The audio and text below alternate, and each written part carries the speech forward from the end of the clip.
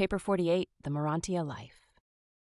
The gods cannot, at least they do not, transform a creature of gross animal nature into a perfected spirit by some mysterious act of creative magic. When the creators desire to produce perfect beings, they do so by direct and original creation, but they never undertake to convert animal origin and material creatures into beings of perfection in a single step. The Morontia life, extending as it does over the various stages of the local universe career, is the only possible approach whereby material mortals could attain the threshold of the spirit world. What magic could death, the natural dissolution of the material body, hold that such a simple step should instantly transform the mortal and material mind into an immortal and perfected spirit? Such beliefs are but ignorant superstitions and pleasing fables. Always this Morontia transition intervenes between the mortal estate and the subsequent spirit status of surviving human beings. This intermediate state of universe progress differs markedly in the various local creations, but in intent and purpose they are all quite similar. The arrangement of the mansion and higher Morontia worlds in Nebadon is fairly typical of the Morontia transition regimes in this part of Orvonton. Morontia Materials. The Morontia realms are the local universe liaison spheres between the material and spiritual levels of creature existence. This Morontia life has been known on Urantia since the early days of the planetary prince. From time to time, this transition state has been taught to mortals, and the concept in distorted form has found a place in present-day religions. The Morontia spheres are the transition phases of mortal ascension through the progression worlds of the local universe. Only the 7 worlds surrounding the finaliter sphere of the local systems are called mansion worlds, but all 56 of the system transition abodes, in common with the higher spheres around the constellations and the universe headquarters, are called Morontia worlds. These creations partake of the physical beauty and the Morontia grandeur of the local universe headquarters spheres. All of these worlds are architectural spheres, and they have just double the number of elements of the evolved planets. Such made-to-order worlds not only abound in the heavy metals and crystals, having 100 physical elements, but likewise have exactly 100 forms of a unique energy organization called Morontia Material. The master physical controllers and the Morontia Power Supervisors are able so to modify the revolutions of the primary units of matter, and at the same time so to transform these associations of energy as to create this new substance. The early Morontia life in the local systems is very much like that of your present material world, becoming less physical and more truly Morontial on the constellation study worlds. And as you advance to the Salvington spheres, you increasingly attain spiritual levels. The Morontia Power Supervisors are able to effect a union of material and of spiritual energies, thereby organizing a Morontia form of materialization which is receptive to the superimposition of a controlling spirit. When you traverse the Morontia life of Nebadon, these same patient and skillful Morontia Power Supervisors will successively provide you with 570 Morontia bodies, each one a phase of your progressive transformation. From the time of leaving the material worlds until you are constituted a first-stage spirit on Salvington, you will undergo just 570 separate and ascending Morontia changes. 8 of these occur in the system, 71 in the constellation and 491 during the sojourn on the spheres of Salvington. In the days of the mortal flesh, the divine spirit indwells you, almost as a thing apart, in reality an invasion of man by the bestowed spirit of the Universal Father. But in the Morontia life, the spirit will become a real part of your personality, and as you successively pass through the 570 progressive transformations, you ascend from the material to the spiritual estate of creature life. Paul learned of the existence of the Morontia worlds and of the reality of Morontia Materials, for he wrote, "They have in heaven a better and more enduring substance. And these Morontia Materials are real, literal, even as in the city which has foundations, whose builder and maker is God.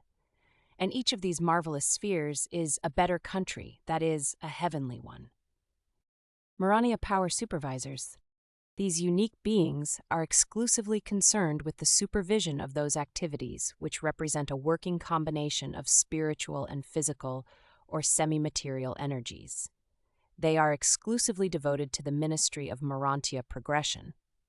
Not that they so much minister to mortals during the transition experience, but they rather make possible the transition environment for the progressing Morontia creatures. They are the channels of Morontia power which sustain and energize the Morontia phases of the transition worlds.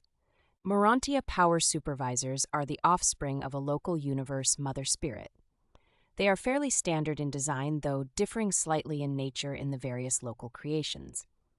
They are created for their specific function and require no training before entering upon their responsibilities. The creation of the first Morontia Power Supervisors is simultaneous with the arrival of the first mortal survivor on the shores of some one of the first mansion worlds in a local universe. They are created in groups of 1,000, classified as follows. Number 1. Circuit Regulators 400. Number 2. System Coordinators 200. Number 3. Planetary Custodians 100. Number 4. Combined Controllers 100. Number 5. Liaison Stabilizers 100. Number 6. Selective Assorters 50. Number 7. Associate Registrars 50. The Power Supervisors always serve in their native universe. They are directed exclusively by the joint spirit activity of the Universe Sun and the Universe Spirit, but are otherwise a wholly self-governing group. They maintain headquarters on each of the first mansion worlds of the local systems, where they work in close association with both the physical controllers and the Seraphim, but function in a world of their own as regards energy manifestation and spirit application. They also sometimes work in connection with supermaterial phenomena on the evolutionary worlds as ministers of temporary assignment. But they rarely serve on the inhabited planets. Neither do they work on the higher training worlds of the superuniverse, being chiefly devoted to the transition regime of Morontia progression in a local universe. Number 1. Circuit Regulators.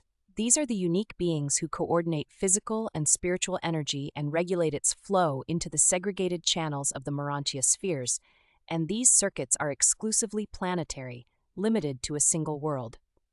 The Morontia circuits are distinct from and supplementary to both physical and spiritual circuits on the transition worlds, and it requires millions of these regulators to energize even a system of mansion worlds like that of Satania. Circuit regulators initiate those changes in material energies which render them subject to the control and regulation of their associates. These beings are Morontia power generators as well as circuit regulators.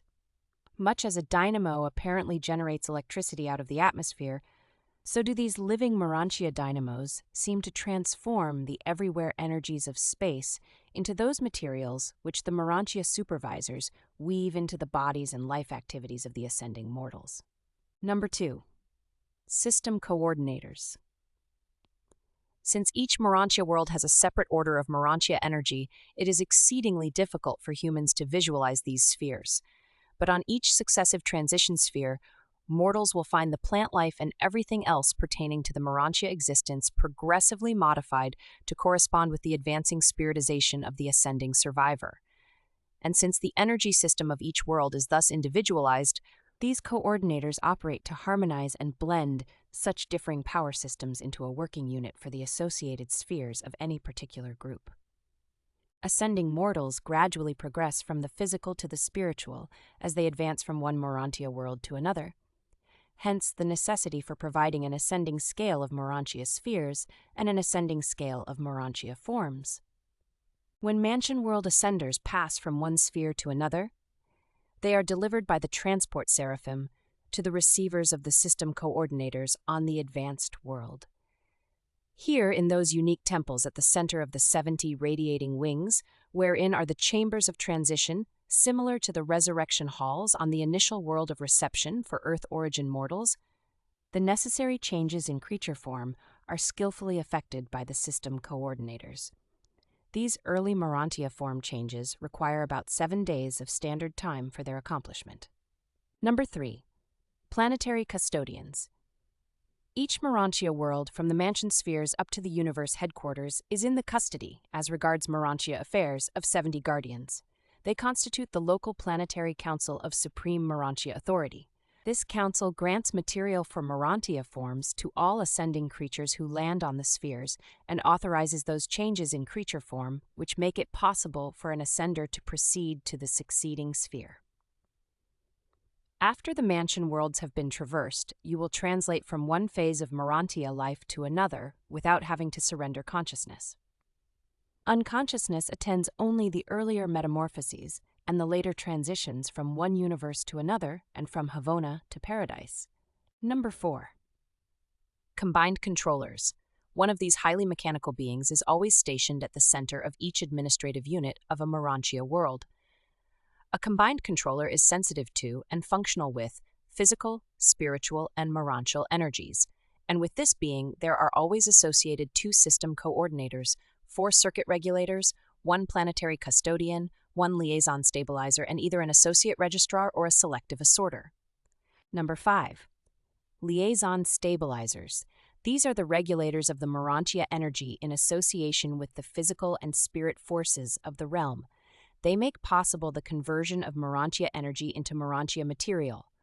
The whole Morontia organization of existence is dependent on the stabilizers. They slow down the energy revolutions to that point where physicalization can occur.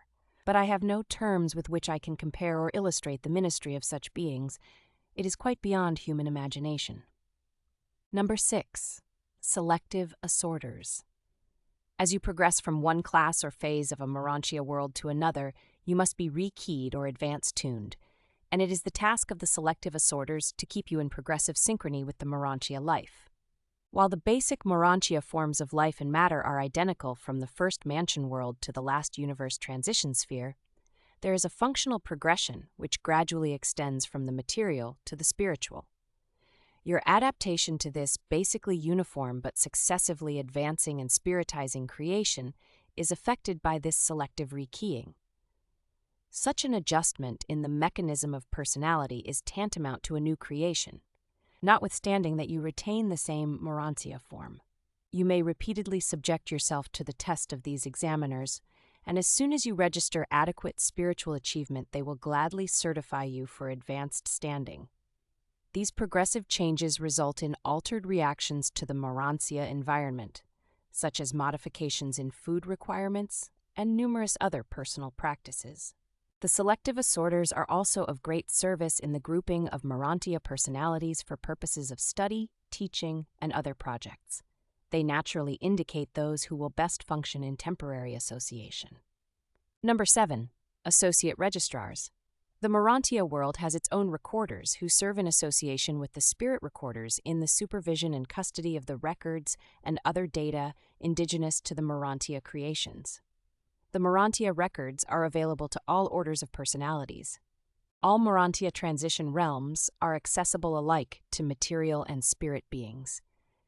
As Morontia Progressors, you will remain in full contact with the material world and with material personalities, while you will increasingly discern and fraternize with spirit beings, and by the time of departure from the Morontia regime, you will have seen all orders of spirits with the exception of a few of the higher types, such as solitary messengers. Morontia Companions. These hosts of the mansion and Morontia worlds are the offspring of a local universe mother spirit. They are created from age to age in groups of 100,000, and in Nebadon there are at present over 70 billion of these unique beings. Morontia Companions are trained for service by the Melchizedeks on a special planet near Salvington. They do not pass through the central Melchizedek schools. In service, they range from the lowest mansion worlds of the systems to the highest study spheres of Salvington, but they are seldom encountered on the inhabited worlds. They serve under the general supervision of the Sons of God and under the immediate direction of the Melchizedeks. The Morontia Companions maintain 10,000 headquarters in a local universe, on each of the first mansion worlds of the local systems. They are almost wholly a self-governing order and are, in general, an intelligent and loyal group of beings, but every now and then, in connection with certain unfortunate celestial upheavals, they have been known to go astray. Thousands of these useful creatures were lost during the times of the Lucifer rebellion in Satania. Your local system now has its full quota of these beings, the loss of the Lucifer Rebellion having only recently been made up. There are two distinct types of Morontia Companions. One type is aggressive, the other retiring, but otherwise, they are equal in status. They are not sex creatures, but they manifest a touchingly beautiful affection for one another. And while they are hardly companionate in the material, human sense, they are very close of kin to the human races in the order of creature existence. The midway creatures of the worlds are your nearest of kin. Then come the Morontia Cherubim, and after them the Morontia Companions. These companions are touchingly affectionate and charmingly social beings. They possess distinct personalities, and when you meet them on the mansion worlds, after learning to recognize them as a class, you will soon discern their individuality. Mortals all resemble one another. At the same time, each of you possesses a distinct and recognizable personality. Something of an idea of the nature of the work of these Morontia Companions may be derived from the following classification of their activities in a local system. Number 1.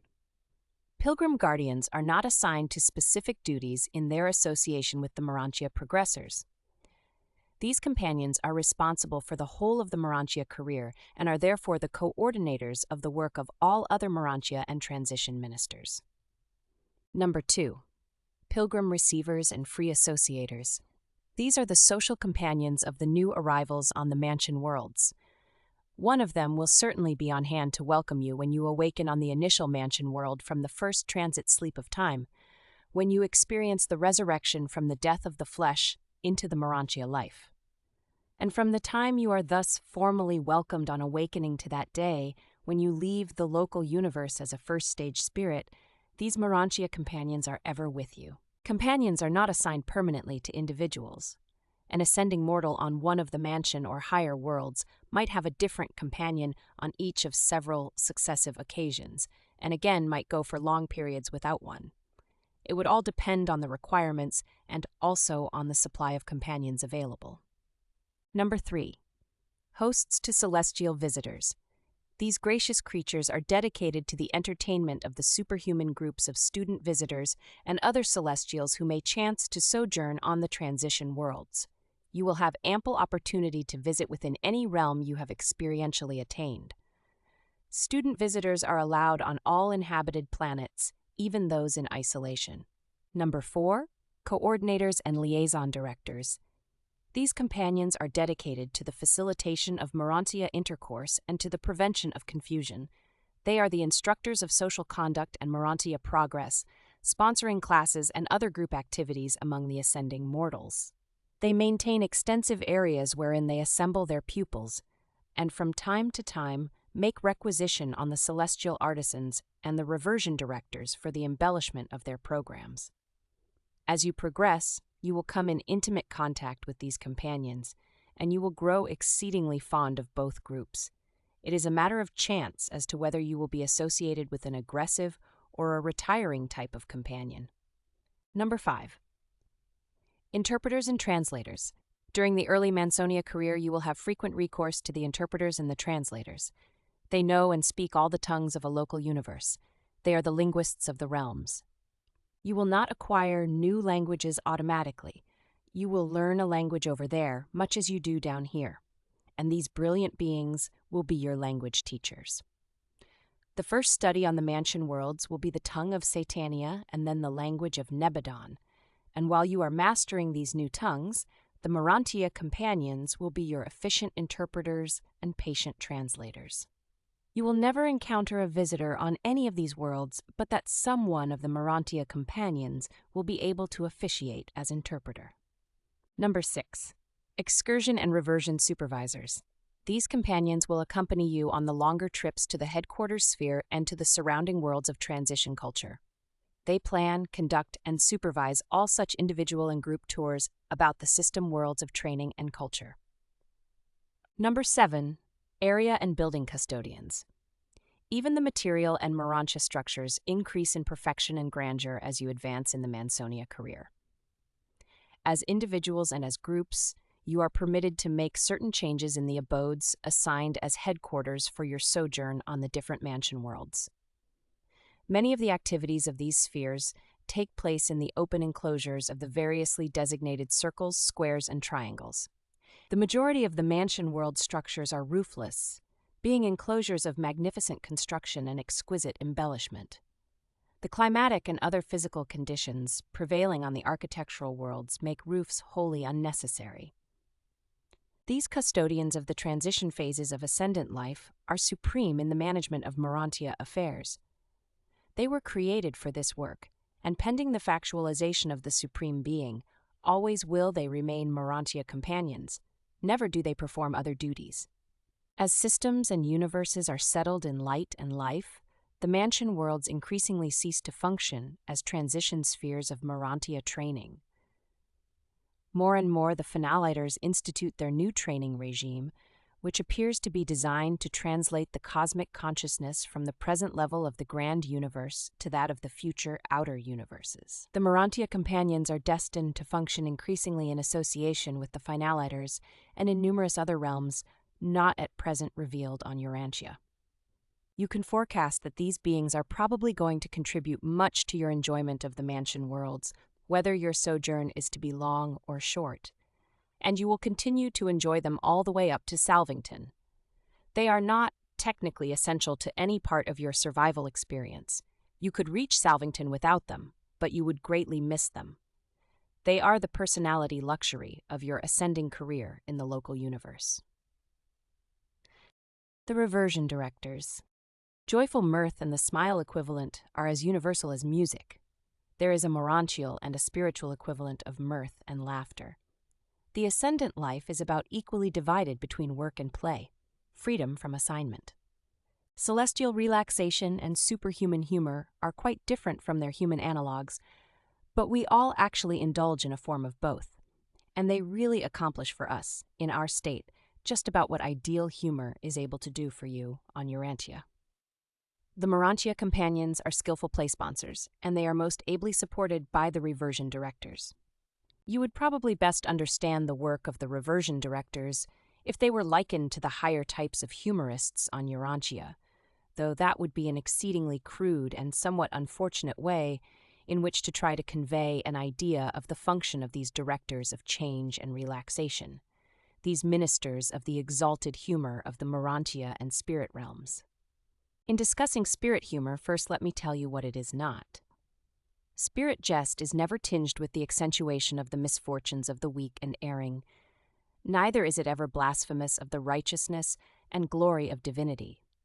Our humor embraces three general levels of appreciation. Number 1, reminiscent jests. Quips growing out of the memories of past episodes in one's experience of combat, struggle, and sometimes fearfulness, and oftentimes foolish and childish anxiety.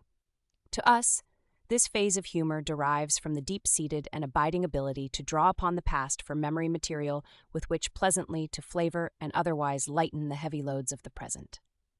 Number 2, current humor.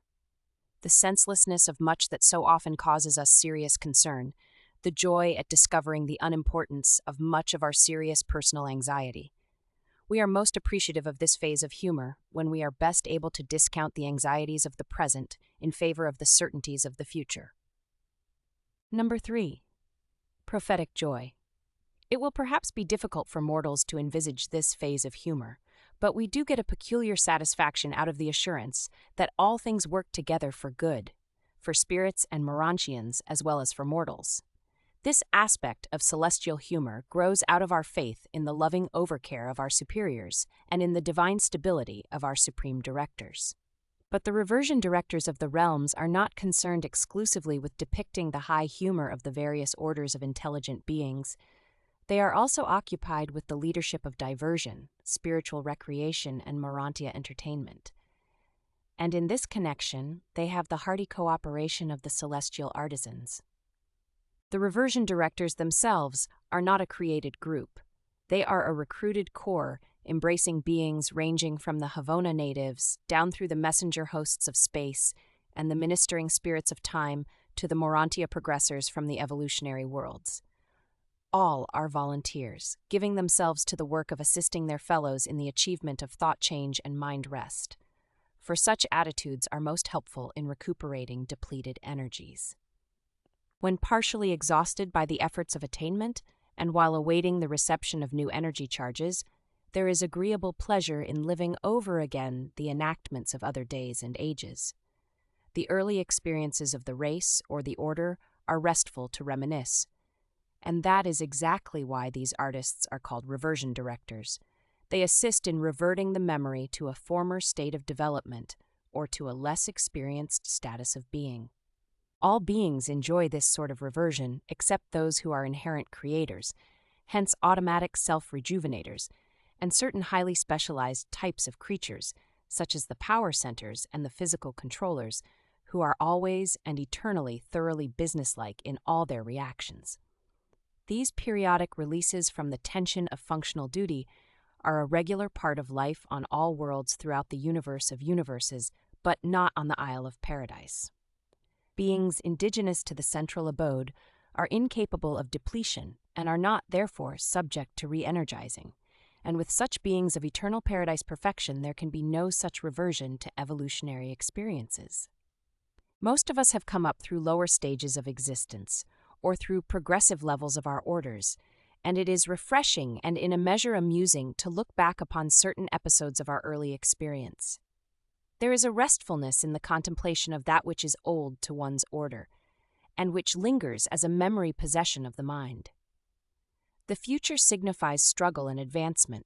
It bespeaks work, effort, and achievement, but the past savors of things already mastered and achieved.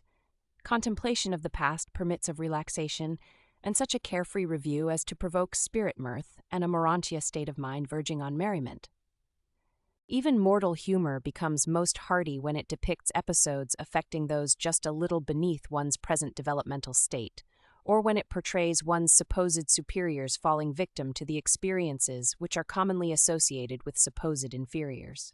You of Urantia have allowed much that is at once vulgar and unkind to become confused with your humor, but on the whole you are to be congratulated on a comparatively keen sense of humor.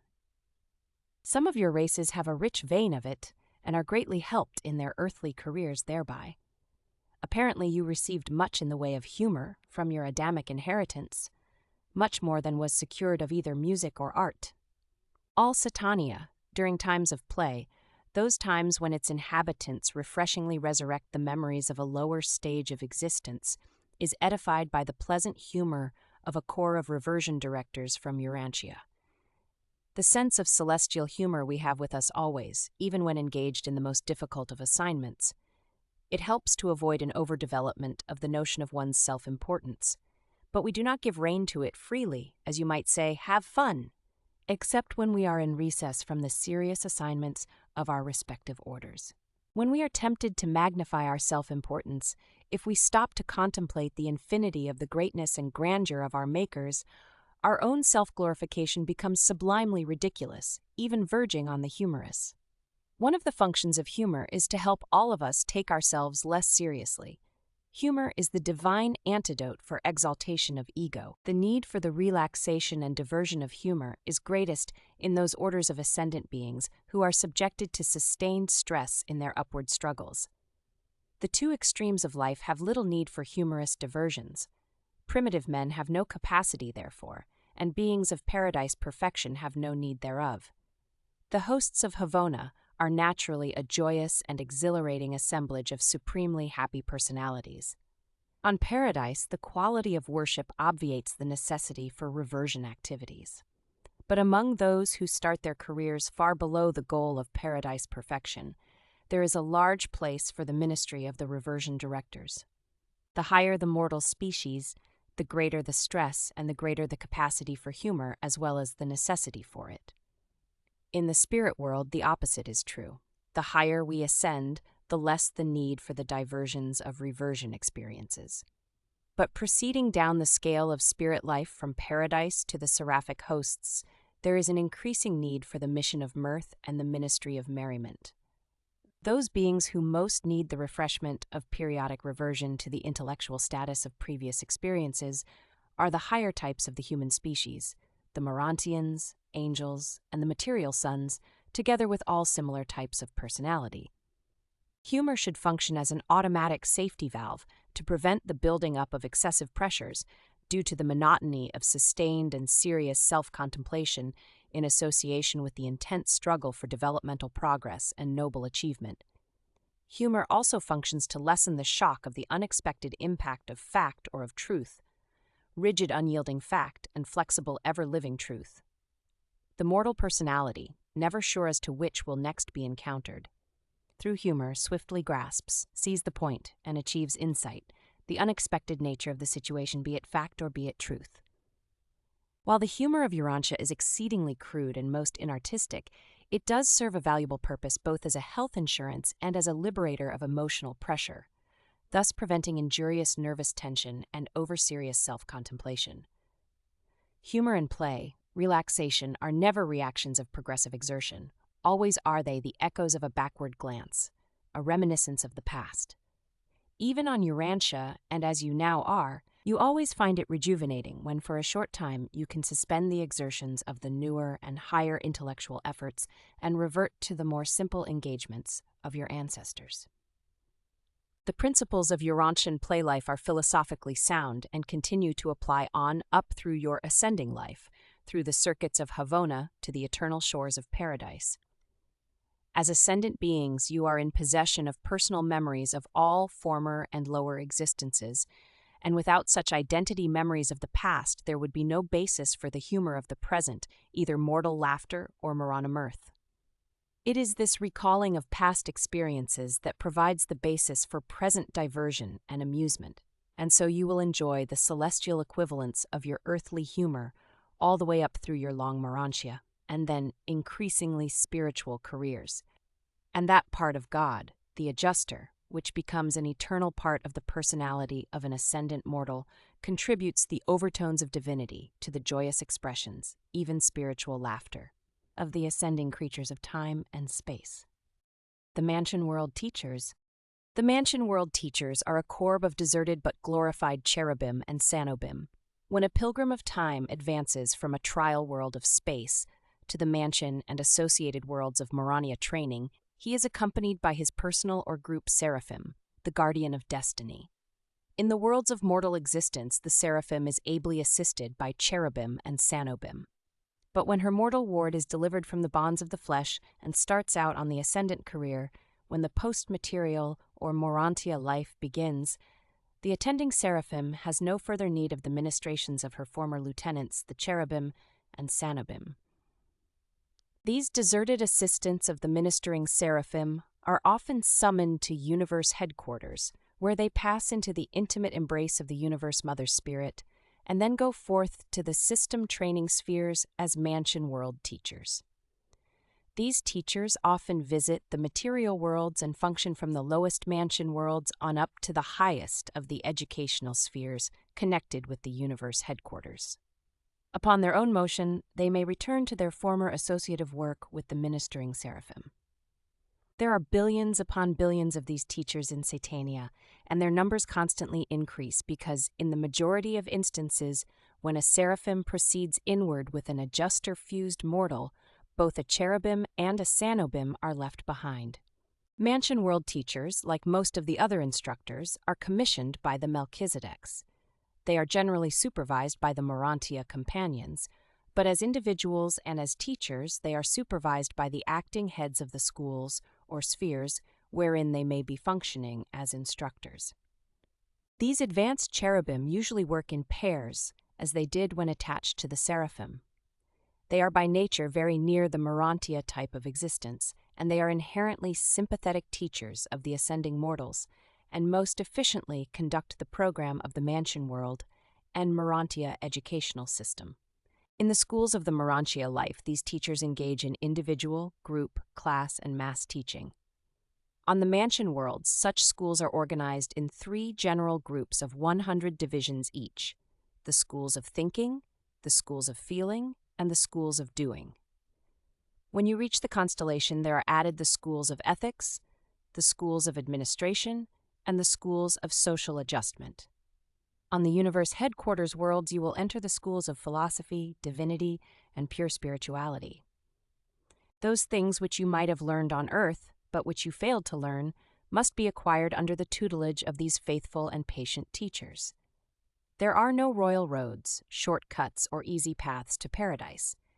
Irrespective of the individual variations of the route, you master the lessons of one sphere before you proceed to another. At least this is true after you once leave the world of your nativity. One of the purposes of the Morontia career is to effect the permanent eradication from the mortal survivors of such animal vestigial traits as procrastination, equivocation, insincerity, problem avoidance, unfairness, and ease-seeking. The Mansonia life early teaches the young Morontia pupils that postponement is in no sense avoidance.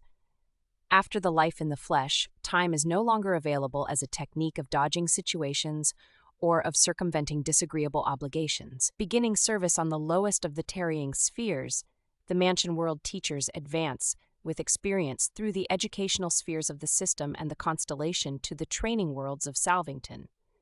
They are subjected to no special discipline either before or after their embrace by the Universe Mother Spirit.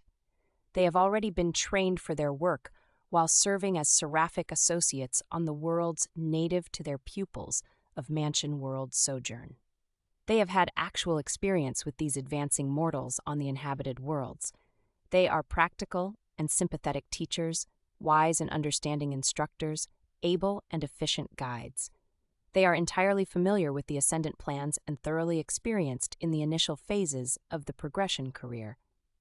Many of the older of these teachers, those who have long served on the worlds of the Salvington Circuit, are re-embraced by the Universe Mother Spirit, and from this second embrace these cherubim and sanobim emerge with the status of Seraphim. Morontia World Seraphim Transition Ministers. While all orders of angels, from the planetary helpers to the supreme Seraphim, minister on the Morontia worlds, the transition ministers are more exclusively assigned to these activities. These angels are of the sixth order of seraphic servers, and their ministry is devoted to facilitating the transit of material and mortal creatures from the temporal life in the flesh on into the early stages of Morontia existence on the seven mansion worlds. You should understand that the Morontia life of an ascending mortal is really initiated on the inhabited worlds at the conception of the soul, at that moment when the creature mind of moral status is indwelt by the spirit adjuster.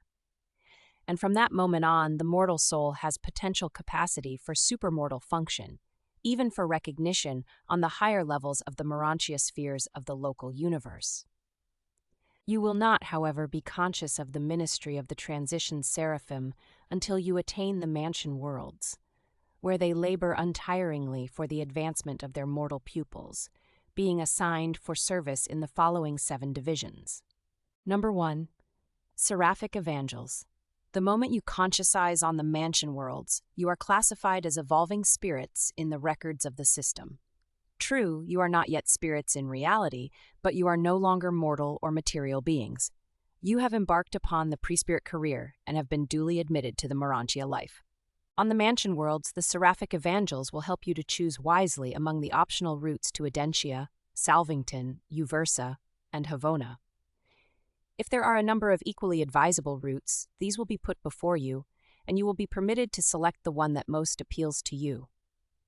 These seraphim then make recommendations to the 4 and 20 advisors on Jerusalem concerning that course, which would be most advantageous for each ascending soul.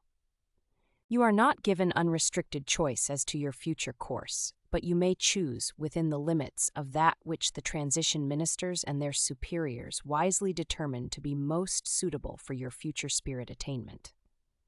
The spirit world is governed on the principle of respecting your free will choice, provided the course you may choose is not detrimental to you or injurious to your fellows.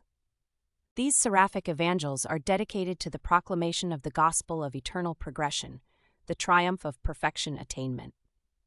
On the mansion worlds, they proclaim the great law of the conservation and dominance of goodness.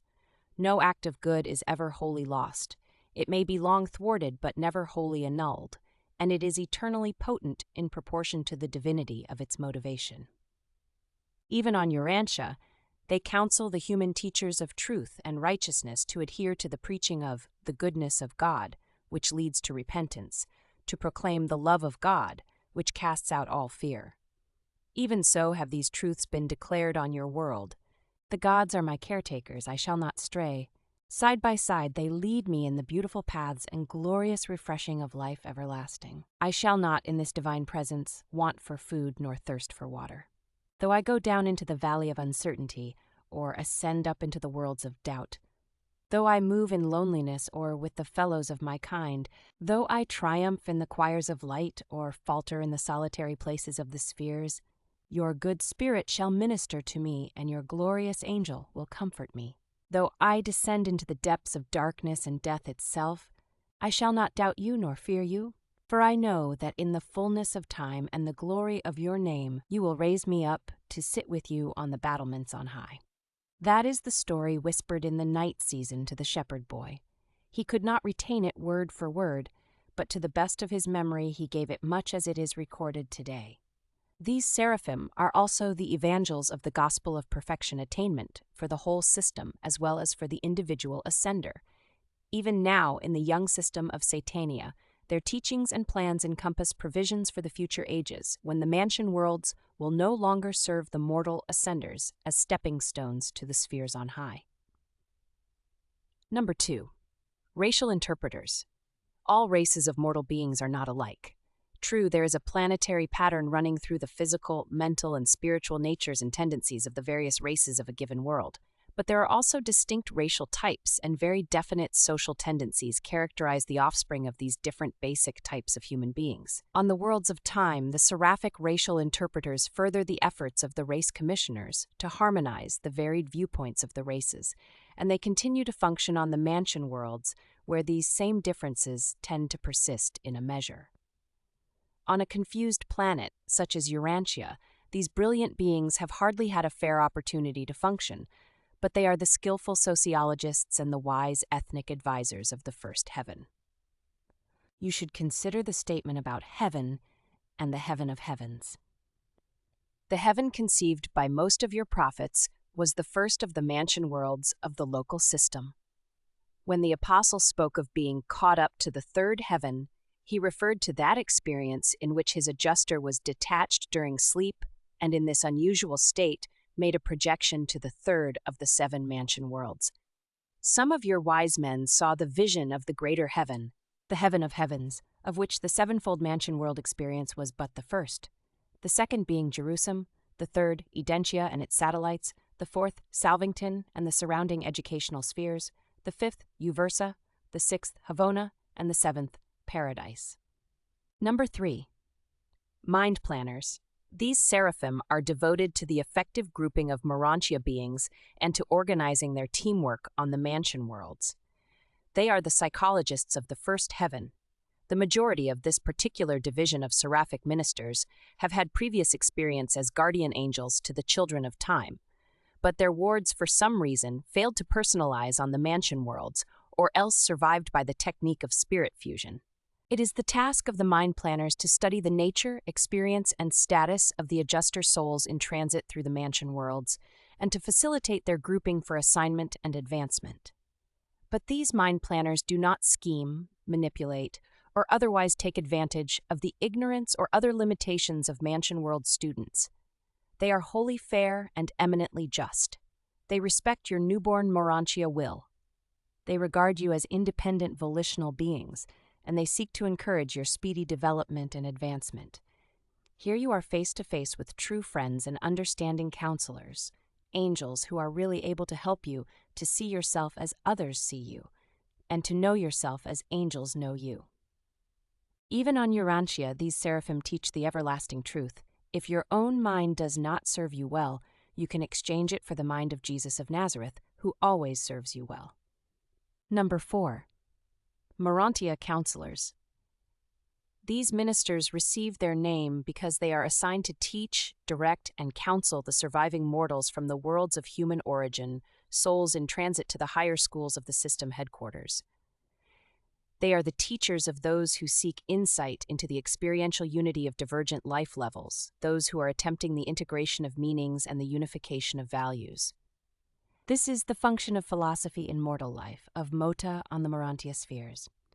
Mota is more than a superior philosophy. It is to philosophy as 2 eyes are to 1. It has a stereoscopic effect on meanings and values. Material man sees the universe, as it were, with but one eye, flat. Mansion world students achieve cosmic perspective, depth, by superimposing the perceptions of the Morontia life upon the perceptions of the physical life. And they are enabled to bring these material and Morontial viewpoints into true focus, largely through the untiring ministry of their seraphic counselors, who so patiently teach the Mansion world students and the Morontia Progressors. Many of the teaching counselors of the Supreme Order of Seraphim began their careers as advisors of the newly liberated souls of the mortals of time. Number 5. Technicians. These are the Seraphim who help new ascenders adjust themselves to the new and comparatively strange environment of the Morontia spheres. Life on the transition worlds entails real contact with the energies and materials of both the physical and Morontia levels, and to a certain extent with spiritual realities. Ascenders must acclimatize to every new Morontia level, and in all of this, they are greatly helped by the seraphic technicians. These Seraphim act as liaisons with the Morontia Power Supervisors and with the Master Physical Controllers, and function extensively as instructors of the ascending pilgrims concerning the nature of those energies which are utilized on the transition spheres. They serve as emergency space traversers and perform numerous other regular and special duties. Number 6. Recorder teachers. These Seraphim are the recorders of the borderland transactions of the spiritual and the physical, of the relationships of men and angels, of the Morontia transactions of the lower universe realms. They also serve as instructors regarding the efficient and effective techniques of fact recording. There is an artistry in the intelligent assembly and coordination of related data, and this art is heightened in collaboration with the celestial artisans, and even the ascending mortals become thus affiliated with the recording Seraphim. The recorders of all the seraphic orders devote a certain amount of time to the education and training of the Morontia Progressors. These angelic custodians of the facts of time are the ideal instructors of all fact-seekers. Before leaving Jerusalem, you will become quite familiar with the history of Satania and its 619 inhabited worlds, and much of this story will be imparted by the seraphic recorders. These angels are all in the chain of recorders extending from the lowest to the highest custodians of the facts of time and the truths of eternity. Someday they will teach you to seek truth as well as fact, to expand your soul as well as your mind. Even now you should learn to water the garden of your heart as well as to seek for the dry sands of knowledge. Forms are valueless when lessons are learned. No chick may be had without the shell, and no shell is of any worth after the chick is hatched. But sometimes error is so great that its rectification by revelation would be fatal to those slowly emerging truths which are essential to its experiential overthrow. When children have their ideals, do not dislodge them, let them grow. And while you are learning to think as men, you should also be learning to pray as children. Law is life itself and not the rules of its conduct. Evil is a transgression of law, not a violation of the rules of conduct pertaining to life, which is the law. Falsehood is not a matter of narration technique, but something premeditated as a perversion of truth. The creation of new pictures out of old facts, the restatement of parental life in the lives of offspring, these are the artistic triumphs of truth. The shadow of a hair's turning, premeditated for an untrue purpose, the slightest twisting or perversion of that which is principle, these constitute falseness. But the fetish of factualized truth, fossilized truth, the iron band of so-called unchanging truth, holds one blindly in a closed circle of cold fact. One can be technically right as to fact and everlastingly wrong in the truth. Number 7. Ministering reserves. A large core of all orders of the transition Seraphim is held on the first mansion world. Next to the destiny guardians, these transition ministers draw the nearest to humans of all orders of Seraphim, and many of your leisure moments will be spent with them. Angels take delight in service, and when unassigned, often minister as volunteers. The soul of many an ascending mortal has for the first time been kindled by the divine fire of the will to service through personal friendship with the volunteer servers of the seraphic reserves. From them you will learn to let pressure develop stability and certainty, to be faithful and earnest and withal cheerful, to accept challenges without complaint and to face difficulties and uncertainties without fear. They will ask, if you fail, will you rise indomitably to try anew? If you succeed, will you maintain a well-balanced poise, a stabilized and spiritualized attitude throughout every effort in the long struggle to break the fetters of material inertia, to attain the freedom of spirit existence? Even as mortals, so have these angels been father to many disappointments, and they will point out that sometimes your most disappointing disappointments have become your greatest blessings. Sometimes the planting of a seed necessitates its death, the death of your fondest hopes, before it can be reborn to bear the fruits of new life and new opportunity. And from them you will learn to suffer less through sorrow and disappointment. First, by making fewer personal plans concerning other personalities, and then by accepting your lot when you have faithfully performed your duty. You will learn that you increase your burdens and decrease the likelihood of success by taking yourself too seriously. Nothing can take precedence over the work of your status sphere, this world or the next. Very important is the work of preparation for the next higher sphere, but nothing equals the importance of the work of the world in which you are actually living. But though the work is important, the self is not. When you feel important, you lose energy to the wear and tear of ego dignity, so that there is little energy left to do the work. Self-importance, not work importance, exhausts immature creatures. It is the self-element that exhausts, not the effort to achieve. You can do important work if you do not become self-important. You can do several things as easily as one if you leave yourself out. Variety is restful. Monotony is what wears and exhausts. Day after day is alike, just life or the alternative of death. Morontia Mota. The lower planes of Morontia Mota join directly with the higher levels of human philosophy. On the first mansion world, it is the practice to teach the less advanced students by the parallel technique. That is, in one column are presented the more simple concepts of Mota meanings, and in the opposite column citation is made of analogous statements of mortal philosophy. Not long since, while executing an assignment on the first mansion world of Satania, I had occasion to observe this method of teaching. And though I may not undertake to present the Mota content of the lesson, I am permitted to record the 28 statements of human philosophy which this Morontia instructor was utilizing as illustrative material designed to assist these new mansion world sojourners in their early efforts to grasp the significance and meaning of Mota. These illustrations of human philosophy were: Number 1. A display of specialized skill does not signify possession of spiritual capacity. Cleverness is not a substitute for true character. Number 2. Few persons live up to the faith which they really have. Unreasoned fear is a master intellectual fraud practiced upon the evolving mortal soul. Number 3. Inherent capacities cannot be exceeded. A pint can never hold a quart. The spirit concept cannot be mechanically forced into the material memory mold. Number 4. Few mortals ever dare to draw anything like the sum of personality credits established by the combined ministries of nature and grace. The majority of impoverished souls are truly rich, but they refuse to believe it. Number 5. Difficulties may challenge mediocrity and defeat the fearful, but they only stimulate the true children of the Most Highs. Number 6. To enjoy privilege without abuse, to have liberty without license, to possess power and steadfastly refuse to use it for self-aggrandizement, these are the marks of high civilization. Number 7. Blind and unforeseen accidents do not occur in the cosmos. Neither do the celestial beings assist the lower being who refuses to act upon his light of truth. Number 8. Effort does not always produce joy, but there is no happiness without intelligent effort. Number 9. Action achieves strength, moderation eventuates in charm. Number 10. Righteousness strikes the harmony chords of truth, and the melody vibrates throughout the cosmos, even to the recognition of the infinite. Number 11. The weak indulge in resolutions, but the strong act. Life is but a day's work. Do it well. The act is ours, the consequence is God's. Number 12. The greatest affliction of the cosmos is never to have been afflicted.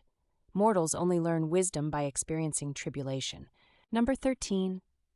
Stars are best discerned from the lonely isolation of experiential depths, not from the illuminated and ecstatic mountain tops. Number 14. Whet the appetites of your associates for truth.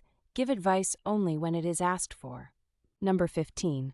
Affectation is the ridiculous effort of the ignorant to appear wise, the attempt of the barren soul to appear rich. Number 16. You cannot perceive spiritual truth until you feelingly experience it, and many truths are not really felt except in adversity.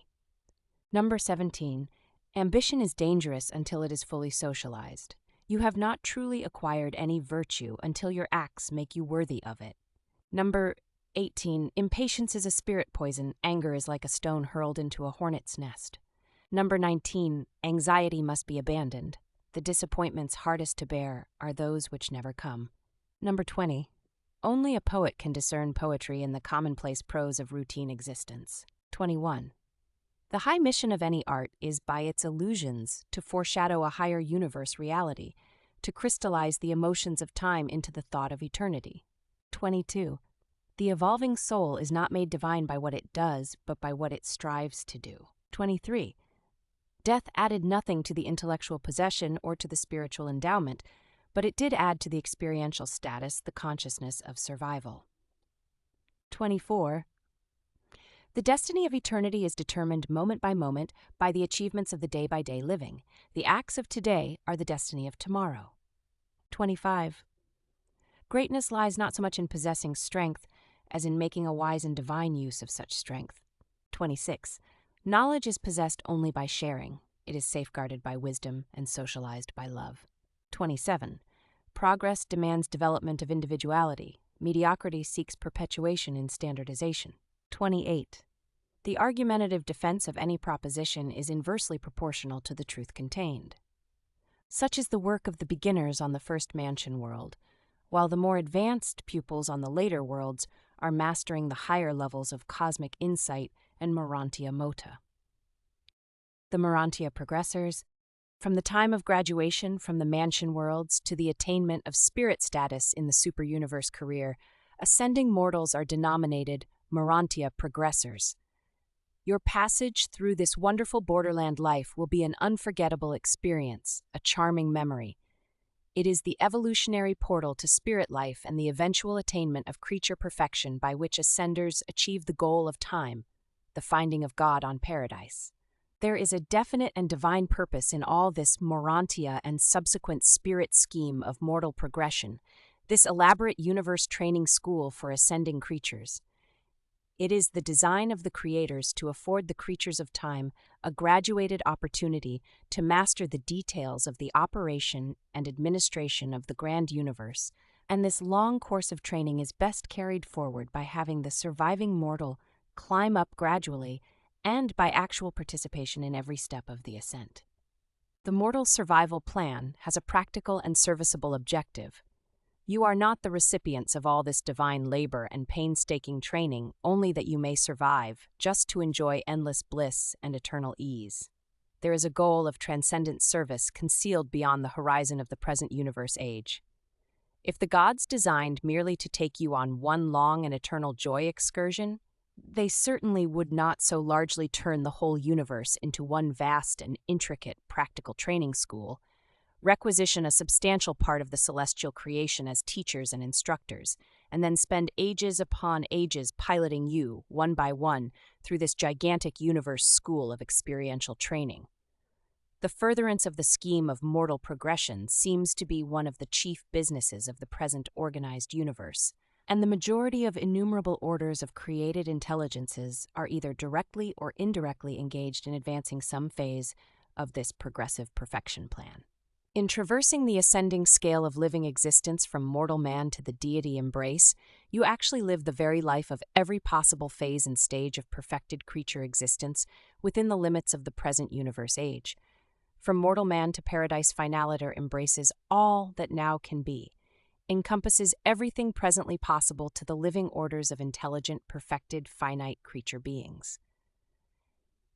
If the future destiny of the paradise finaliters is service in new universes now in the making, it is assured that in this new and future creation, there will be no created orders of experiential beings whose lives will be wholly different from those which mortal finaliters have lived on some world, as a part of their ascending training, as one of the stages of their age-long progress from animal to angel, and from angel to spirit, and from spirit to God. By an archangel of Nebadon,